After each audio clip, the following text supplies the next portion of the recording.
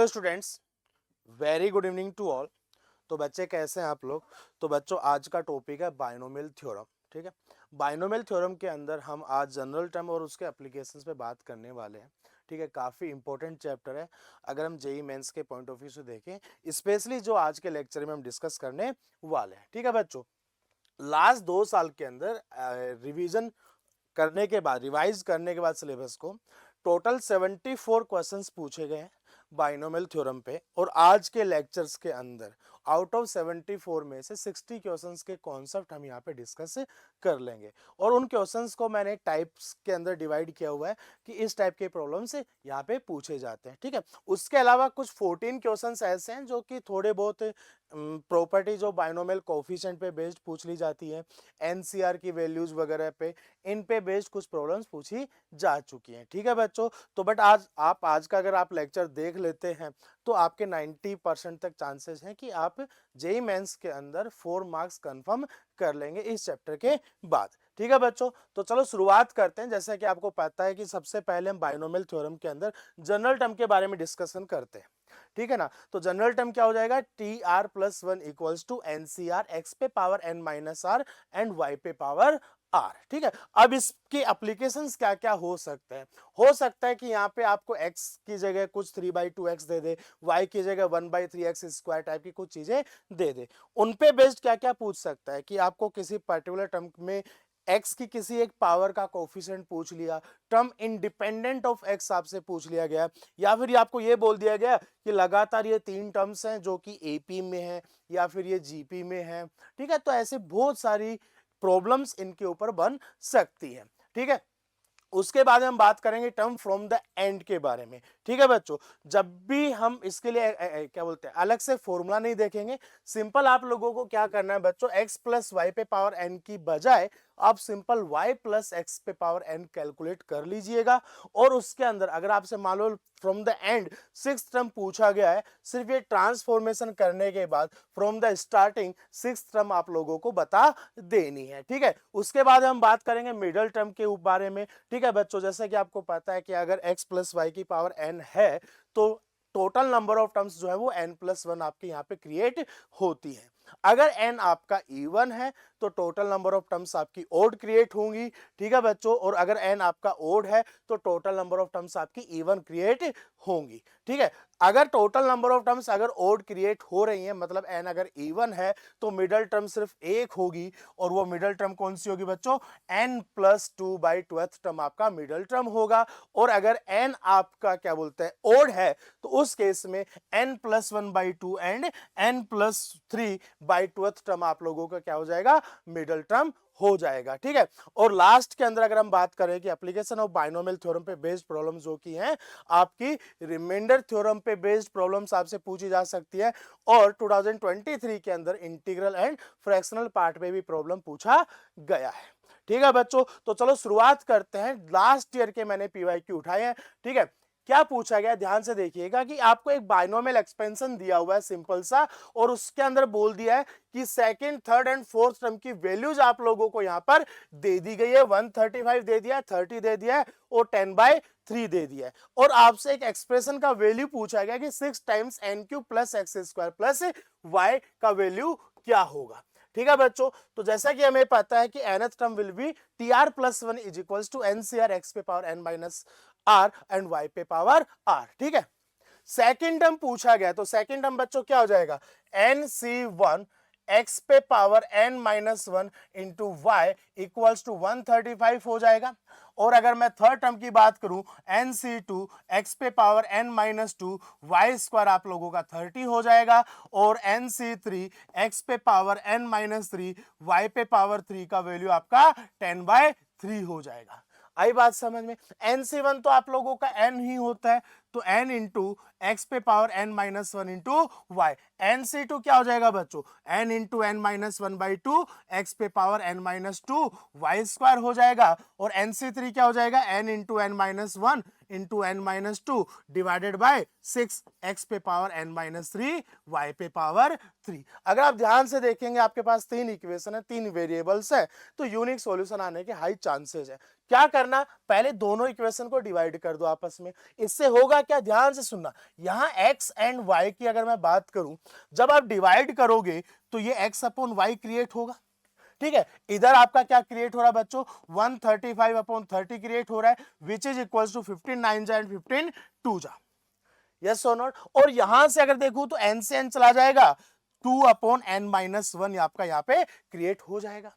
अगर मैं second and third वाले को डिवाइड करता हूं बच्चों, तो 3 अपॉन n माइनस 2 क्रिएट होगा, साथ के साथ x अपॉन y भी क्रिएट होगा, 30 upon 10/3 which is equals to 9 create हो जाएगा, यस और नॉट। एक काम करो, इन इक्वेशंस को दोबारा से एक बार डिवाइड कर दो। जैसे आप इन इक्वेशंस को डिवाइड करोगे तो यहां से देखो x अपॉन y तो एलिमिनेट हो गया, ठीक है। तो यहां पे क्या बच रहा है, 2 upon n minus 1 multiply with 3, ऊपर चला जाएगा n minus 2 equals to 9/2 divided by 9, 9 से 9 कैंसिल आउट हो जाएगा, क्रॉस मल्टीप्लाई करो, क्या बनेगा ये 4n minus 8 equals to 3n minus 3 बन जाएगा, और n का वैल्यू आपका यहाँ पे सिंपल सा 5 निकल कर आ जाएगा। आ गया n का वैल्यू 5।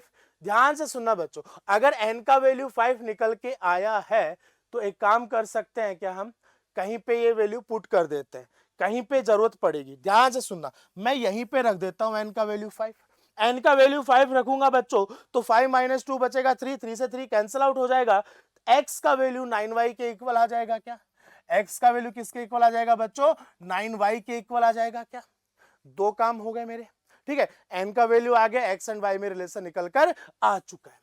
अब एक काम करते हैं, पहले वाले टर्म में n की जगह रखा मैंने 5, x की जगह मैंने रख दिया 9y, 9y पे power 4 multiply with y equals to 135।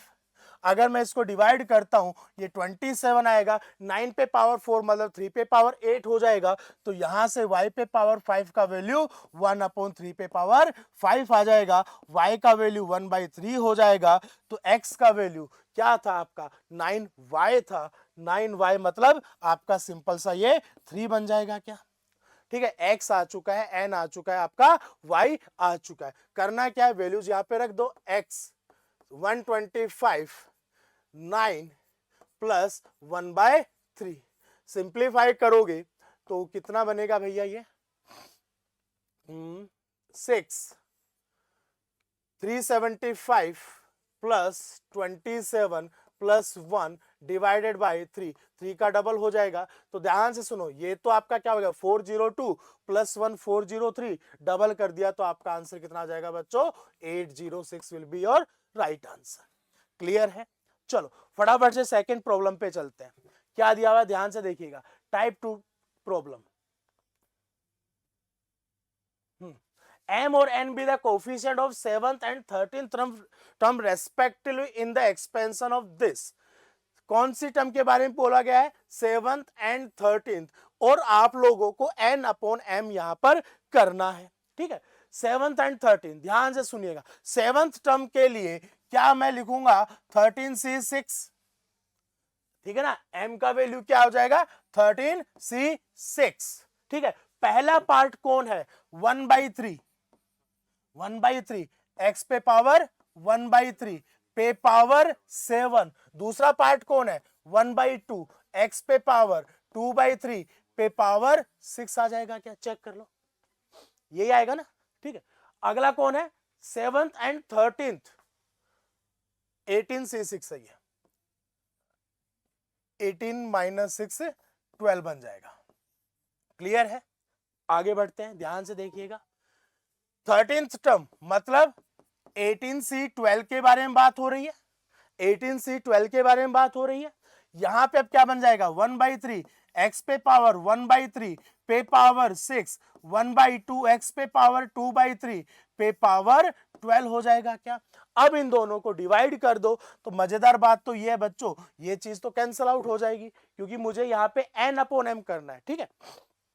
तो ध्यान से देखो 1/3 पे पावर 6 है, तो यहां से तो क्या बन जाएगा ये x स्क्वायर बन जाएगा, मल्टीप्लाई विद 1/2 पे पावर 12 बन जाएगा, और यहां से अगर मैं देखूं x पे पावर 3 4 जा 12 8 बन जाएगा, ठीक है। डिवाइडेड बाय यहां से क्या बनेगा 1/3 पे पावर 12 और x पे पावर 4 मल्टीप्लाई विद 1/2 पे पावर 6 मल्टीप्लाई में x पे पावर आई थिंक 4 बन जाएगा, 3 2 जा 6 2 2 जा 4।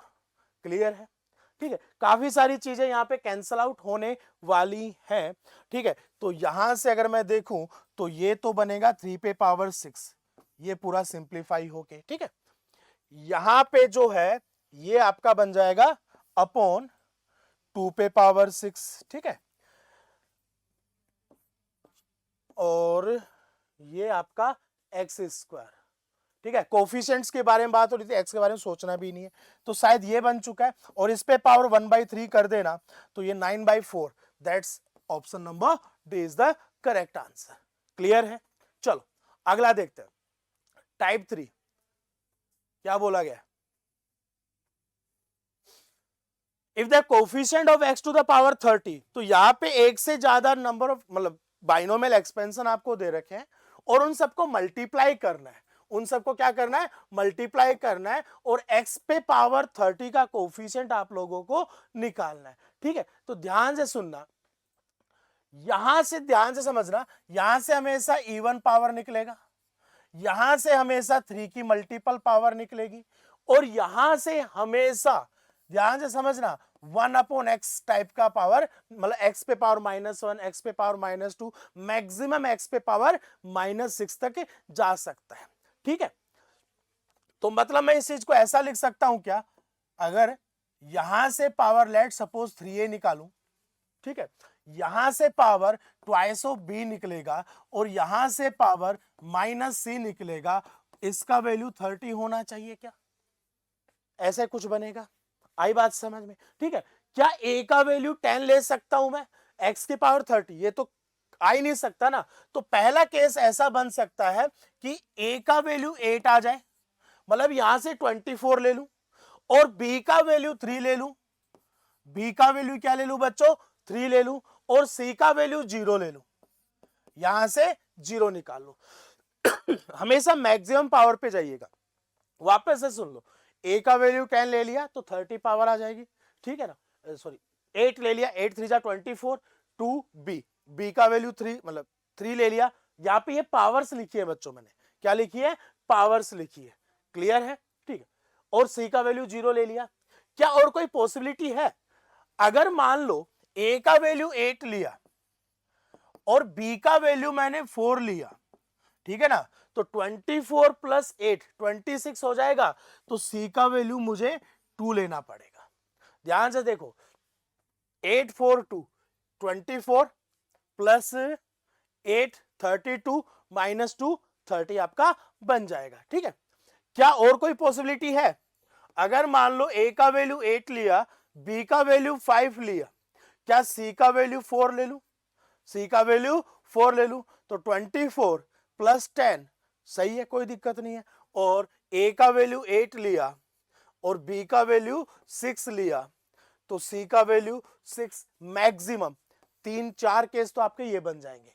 ठीक है, उसके अलावा अगर मान लो a का वैल्यू आपने 7 लिया, 21 आया, a का वैल्यू 7 लिया, 21 आया, यहां से तो x की कोई पावर क्रिएट ही नहीं होगी एक्चुअली, यहां से x की कोई पावर क्रिएट नहीं होगी, पावर कम करेगा वो हमेशा। ठीक है, तो यहां से b का वैल्यू 5 ले लो, देखो 21 प्लस 10 31, और c का वैल्यू 1 ले लो। ठीक है ना, और अगर यहां से b का वैल्यू 6 लिया, a का वैल्यू 7 लिया, और यहां से c का वैल्यू आपको 3 ले लेना है, और लास्ट में अगर मान लो b का वैल्यू 7 तक जाए हम, तो c का वैल्यू 5 आ जाएगा, a का वैल्यू यहां से 7 ही रहेगा। ठीक है, क्या और कोई केस पॉसिबल है? अगर मान लो a का वैल्यू 6 लिया आपने तो 18 हो गया। ठीक है, क्या यहां पे b का वैल्यू 6 ले सकते हैं? ठीक है ना, 18 प्लस 12, c का वैल्यू आप ले लो, यहां पे 0 आ गया। आई बात समझ में? अगर मैं यहां पे अब इस चीज में कटौती करता हूं,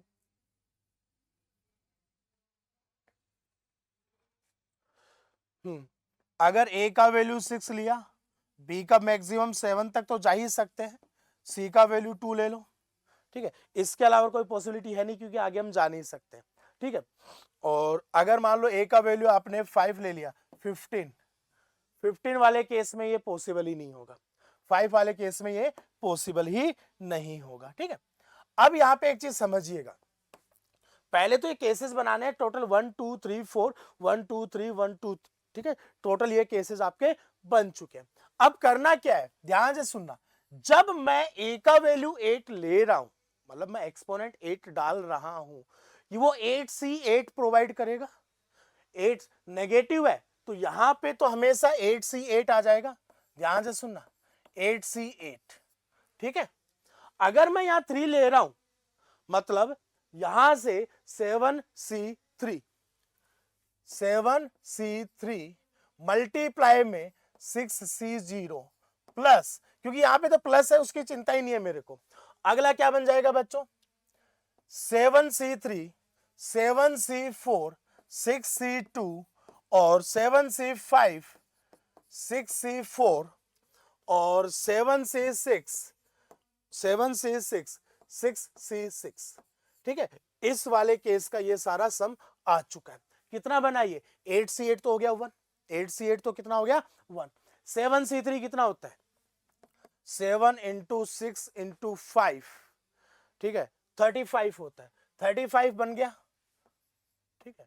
7c4 अगेन 35 बन गया, multiply with 6c2, 6 into 5 divide by 2, 6 into 5 divide by 2 15 आ जाएगा, ठीक है। 7c5 कितना आ जाएगा 7c5 21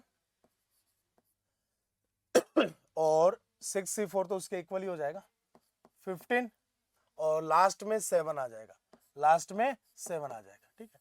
ये आपका सम आ गया इस पर्टिकुलर केस में, ठीक है। यहां पे ध्यान से सुना, जब 8 से 7 उठाओगे ना बच्चों माइनस का साइन रहेगा, तो यहां से -8 इंटू 8c7, ठीक है, अगेन 6c5 6 है ना, 7c5 and 6c1 plus 7c6 6c3 7c7 6c5, ये आपका आंसर आ जाएगा, नेगेटिव में आएगा लेकिन ध्यान रखिएगा, यहां से अगर 7c5 की बात करूं मैं तो ये 21 इंटू 6 -8 21 इंटू 6 प्लस 7c6 7 हो जाएगा और 6c3 6 इंटू 20 हो जाएगा ये तो, प्लस 6c5 6 हो जाएगा, ठीक है। एंड लास्ट केस आपका ये बन जाएगा, यहाँ पे इस बार प्लस आ जाएगा, ये तो ऑलरेडी प्लस के ही थे, तो यहाँ पे अगर मैं देखूं 8c6 कितना होता है 28, है ना, 8c6 8 7 जा 56 डिवाइड बाई 2 28 हो गया, और यहां से आएगा 7c6 7 मल्टीप्लाई में 1 है क्योंकि ये तो 0 निकाला हमने, प्लस 7c7 तो 1 हो जाएगा और यहां से 6c2 15 आ जाएगा, ठीक है। तो कितना आ जाएगा ये 28 इंटू 22 तो यहां से आ गया, ठीक है।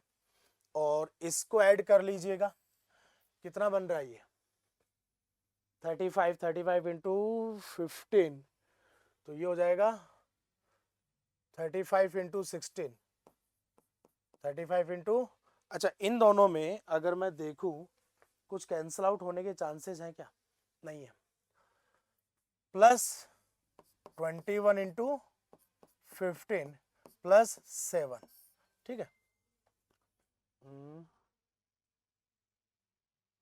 अगर 560 प्लस 567 हो गया ये तो, और ये इतना हो जाएगा 305, हाँ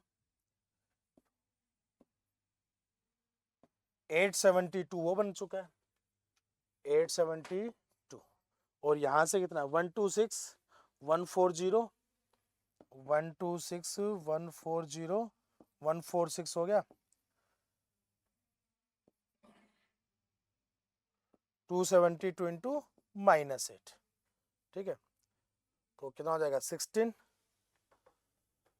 57 21, ठीक है।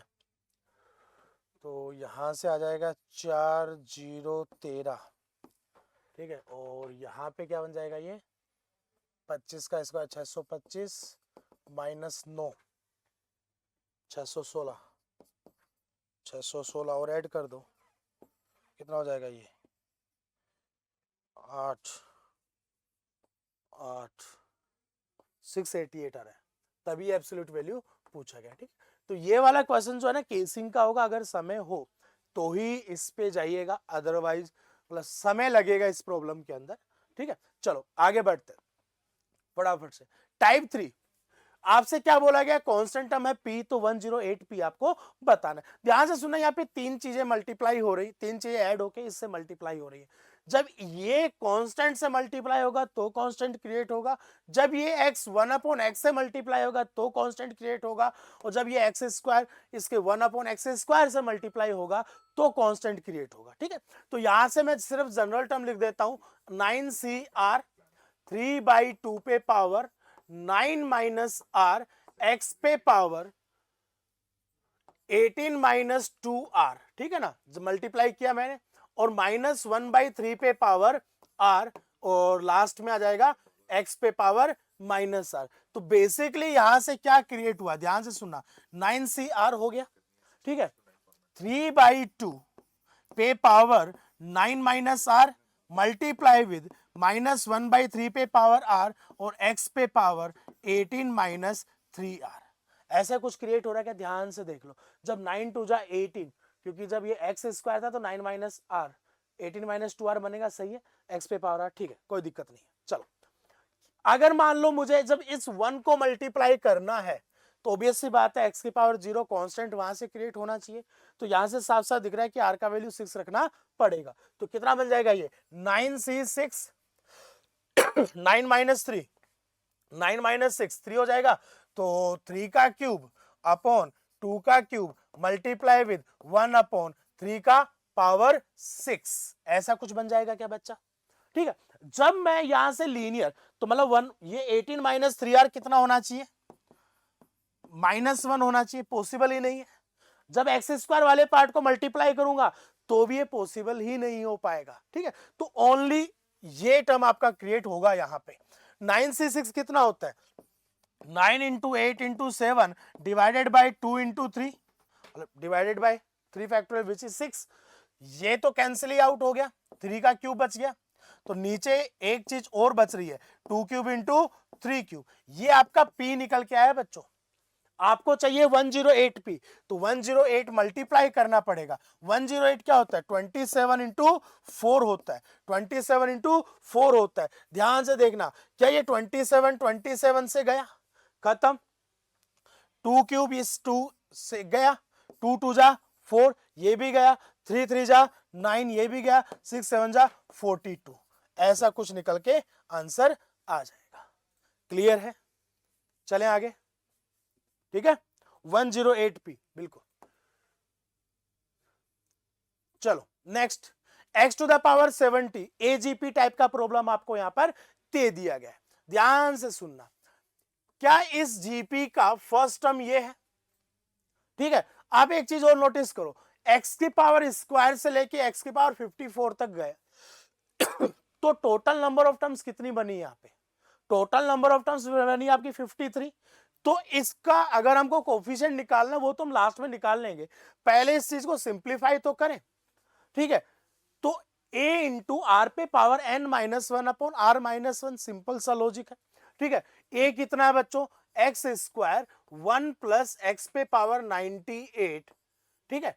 कॉमन रेशियो है कितना, कॉमन रेशियो अगर मैं देखूं तो शायद x अपॉन 1 प्लस एक्स है, पे पावर 53 माइनस 1, ऐसा कुछ बनेगा क्या, divided by x upon 1 plus x minus 1, कुछ ऐसा ही बनेगा क्या। इस चीज को अगर मैं सेपरेटली सोल्व करता हूं तो कुछ कुछ ऐसा निकल के आता है क्या, माइनस का नेगेटिव साइन आएगा, ठीक है। अच्छा, माइनस का क्या आएगा, -1 अपॉन 1 प्लस एक्स, ठीक है।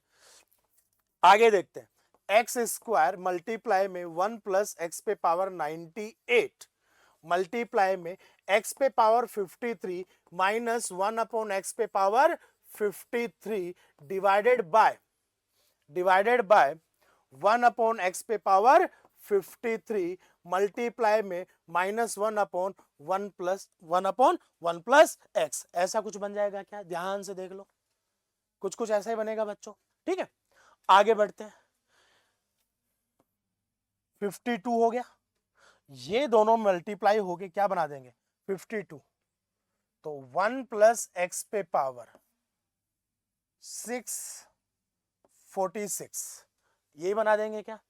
और एक नेगेटिव साइन है तो x square into 1 plus X पे पावर 46 मल्टीप्लाई में 1 प्लस एक्स पे पावर 53 माइनस एक्स पे पावर 53, ऐसा कुछ बन जाएगा क्या? आपको चाहिए एक्स की पावर 70 का कोफिशिएंट। ठीक है, मल्टीप्लाई करो अंदर, क्या बनेगा एक्स स्क्वायर 1 प्लस एक्स पे पावर 46 एंड 53 99, ऐसा बनेगा, माइनस एक्स पे पावर स्क्वायर 55 यही बनेगा, और 1 प्लस एक्स पे पावर 46। क्लियर है?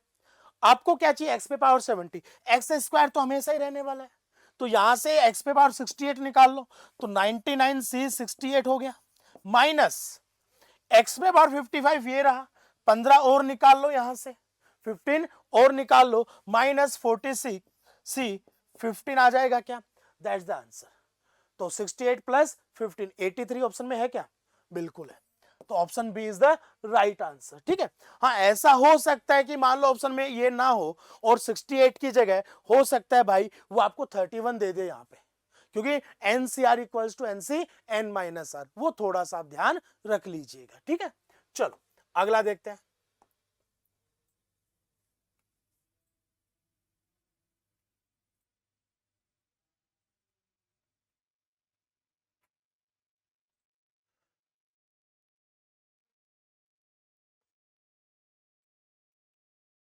ये हो गया टाइप 4 हो गया। अब बात करते हैं टाइप 5 के। A denote the sum of all coefficient, जब भी सम ऑफ ऑल कोफिशिएंट चाहिए एक्स की जगह 1 रख दिया करो। ठीक है, तो यहां से a equals to 10 minus 3 7 plus 1 8, 8 पे पावर n आ जाएगा, और b का वैल्यू साइड 2 पे पावर n आ जाएगा। ठीक है, क्या इस चीज को मैं 2 पे पावर n पे पावर 3 लिख सकता हूं? 2 पे पावर n क्या लिख सकता हूं? b लिख सकता हूं, a equals to B Q. जब भी सम ऑफ कोफिशिएंट चाहिए x का वैल्यू 1 रख दो, सम ऑफ अल्टरनेट कोफिशिएंट चाहिए तो 1 और माइनस 1 रख के सिंप्लीफाई कर लिया करो। ठीक है, चलो next one type 6, number of integral term. सबसे पहले जनरल टर्म लिख डालो, क्या बनेगा बच्चों 824 CR 7 पे पावर 824 माइनस आर बाई 2 11 पे पावर आर बाय 6। तो ध्यान से सुनो, इससे तो मतलब ये तो रैशनल ही रहने वाला है, इसके बारे में सोचना ही क्यों इतना ज्यादा। तो 7 पे पावर कितना बनेगा ये 412 माइनस आर बाई 2 11 पे पावर आर बाई 6, मतलब ये पावर डिनोमिनेटर में नहीं रहनी चाहिए, डिनोमिनेटर में पावर्स नहीं रहनी चाहिए। तो यहां से एक चीज निकल के आ रही है कि r should be a multiple of 2 and r should be a multiple of 6। तो कंक्लूजन तो ये निकला ना, r should be a multiple of 6। तो r की क्या क्या वैल्यूज हो सकती है? 0 हो सकती है, 6 हो सकती है, 12 हो सकती है। टेबल बोलते चलो, 824 है, 824 है, 822 तक जाएगा, शायद 822 तक जाएगा, 6 की टेबल है। ठीक है, तो एपी आप लोगों को आता होगा, 822 divide by 6 plus 1, this is number of terms. कितना हो जाएगा 6 1 जा 6, 6 3 जा 18, 7 प्लस 1 138। ठीक है, अच्छा इस तरीके का प्रॉब्लम का एक डायरेक्ट शॉर्टकट भी है कि n divided by LCM of, ये जो है ना 1 अपॉन पी और 1 अपॉन क्यू मान लेता हूं, LCM of P and Q plus 1, हम और इसका जीआईएफ आप ले लिया करें। ठीक है, बट ध्यान रखना पी एंड क्यू में से कोई एक इस नंबर को डिवाइड करना जरूरी है। ठीक है, तो मैं डायरेक्टली भी कर सकता था कि 824 divide by 6 plus 1, that's the right answer. ठीक है, चलो अगला ध्यान से देखिएगा, रिमाइंडर बेस्ड प्रॉब्लम्स। ठीक है, रिमाइंडर बेस्ड प्रॉब्लम्स, आप लोगों को क्या करना है, जिस नंबर से आप डिवाइड कर रहे हो, जिस नंबर से आप डिवाइड कर रहे हो और यहां के बेस में उस नंबर के आसपास का कोई मल्टीपल ढूंढो। ठीक है। तो आई थिंक 64 में मेरे को क्लियरली दिखाई दे रहा है कि 63 इज अ मल्टीपल ऑफ 9। ठीक है, तो क्या मैं इस नंबर को ऐसा लिख सकता हूं 63 प्लस 1 पे पावर n बन जाएगा। n इज व्हाट 32 पे पावर 32। ध्यान से सुनना, इस एक्सपेंशन में total n plus 1 terms create होंगी। कितनी क्रिएट होंगी? n plus 1 terms. Out of this n plus 1 terms में से n टर्म्स के अंदर आपका 63 एग्जिस्ट करेगा, तो वो कंप्लीटली डिवाइड हो जाएगा। तो डिवाइड नहीं होगा, वो सिर्फ कौन सा पार्ट होगा? लास्ट वाला। तो 1 पे पावर n विच इज 1। हमेशा एक चीज का और कर सकते हो, आप इसके मल्टीपल प्लस माइनस कुछ मान के इसको फैक्टराइज कर दिया करो, उसको जीरो मान लिया करो। मैं 63 को जीरो लिख सकता हूं, ठीक है ना। चलो अगला देखते हैं। लास्ट ईयर पूछा गया था, क्या था? 428 पे पावर 2024। तो 21 का कोई मल्टीपल है क्या? 420 है, तो 420 लिख दिया। चलो भैया काम खत्म। इसको मैंने बोला जीरो मान लो, या फिर पूरी कहानी अगर सुननी है दोबारा तो 2025 टर्म्स बनेंगे। आउट ऑफ 2024 के अंदर 420 होगा, तो ये डिवाइड हो जाएगा। अब आपको ये देखना है कि 8 पे पावर 2024, 8 का कोई पावर 21 के किसी मल्टीपल के आसपास है? बिल्कुल है, पिछला ही प्रॉब्लम किया हमने। 8 का स्क्वायर 64 होता है, क्या बनेगा ये? 64 पे पावर 1012। क्या मैं इसको 63 प्लस 1 पे पावर 1012 लिख सकता हूं? टोटल अगेन मेरे पास 1013 टर्म्स क्रिएट होंगी। आउट ऑफ 1012 के अंदर 63 एग्जिस्ट करेगा, तो रिमाइंडर जो आएगा वो सिर्फ लास्ट वाले टर्म से पॉसिबल होगा। और एक बच्चों बात ध्यान रखना, जब भी रिमाइंडर गलती से नेगेटिव आ जाए तो डिवाइजर ऐड करके आंसर बताना है। आई बात समझ में? क्योंकि रिमाइंडर कभी भी नेगेटिव नहीं होता है। आई बात समझ में? ठीक है बच्चों, तो इसका आंसर भी क्या होगा? 1 होगा। ठीक है बच्चों, तो ये प्रॉब्लम्स थे हमारे बाइनोमियल थ्योरम एंड उसके एप्लीकेशंस पे, जनरल टर्म के ऊपर। ठीक है, बेसिक प्रॉब्लम्स कोफिशिएंट्स के बारे में पूछ सकता है, ये एपी में है, आपको लगातार 3-4 टर्म्स आपको दे सकता है, किसी कोफिशिएंट्स का रेशियो पूछ सकता है। इस तरीके की प्रॉब्लम्स आप लोगों से फ्रिक्वेंटली वो पूछ रहा है लास्ट 2 साल से। ठीक है बच्चों, तो आई थिंक आप लोगों को मजा आया होगा। ठीक है, और कौन से टॉपिक पे आप लोगों को वीडियो चाहिए प्लीज कमेंट सेक्शन में कमेंट करके बताइएगा। डेफिनेटली हम आपके लिए वो वीडियो लेके आएंगे। Bye bye.